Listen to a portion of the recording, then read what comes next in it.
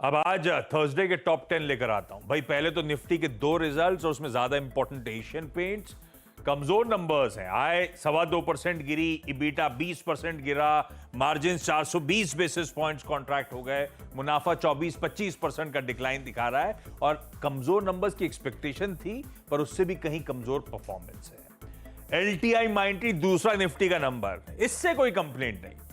सब 2.6% constant currency revenue growth लंबे अरसे बाद देखने को मिली है, अदरवाइज ठंडा परफॉर्मेंस था पिछले कई क्वार्टर्स का।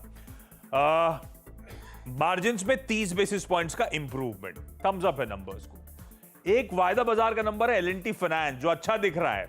एसेट क्वालिटी एकदम स्टेबल, नेट एनपीए 0.74% पे, रिटर्न रेशियो चाहे आप आरओए देखो चाहे आप आरओई देखो बढ़िया इंप्रूवमेंट है और क्यू ऑन क्यू मुनाफा 24-25% बढ़ा है। उसके बाद दो रिजल्ट्स और रख देता हूं। जस्ट डायल अच्छे नंबर्स हैं, मार्जिन्स एक्सपैंड हुए हैं।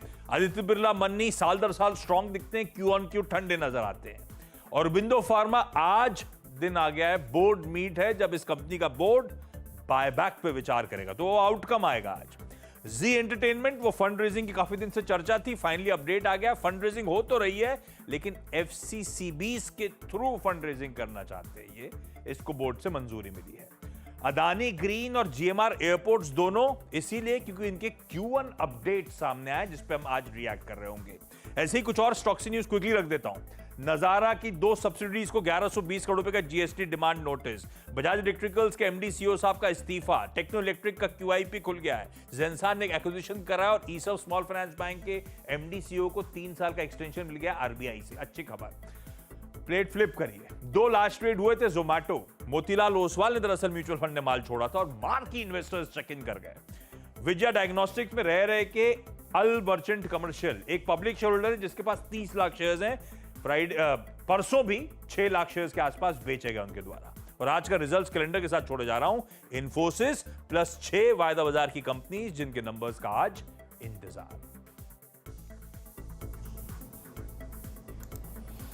ओके, शुक्रिया आशीष इस पूरी आई थिंक चर्चा के लिए और स्क्रीन पे सारे स्टॉक्स इन एक्शन रखने के लिए एक बार फिर से। अब आइए निफ्टी को लेकर आते हैं स्क्रीन पे। करीब 24,543 करीब 1/4% नीचे खुलने की तैयारी करता हुआ और निफ्टी बैंक 52,215 181 नीचे है। Manoj, expiry day for Nifty ज़्यादा क्रिटिकल इंडेक्स आज ये है और हमें एक बार फिर से इसे लोअर एज पे ग्रैब करने का मौका मिलता हुआ। अप्रोच क्या रहेगी, लेवल्स टू वॉच क्या रहेंगे?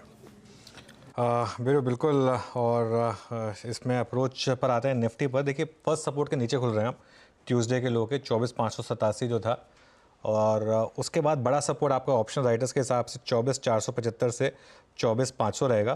फिर 24,550 से 24,600 एक जोन है बाय करने का, उसके आसपास ही खुल रहे हैं हम। एक 24,450 का स्टॉप लॉस रखें। फर्स्ट रेजिस्टेंस रहेगा यहाँ 24,730 पर।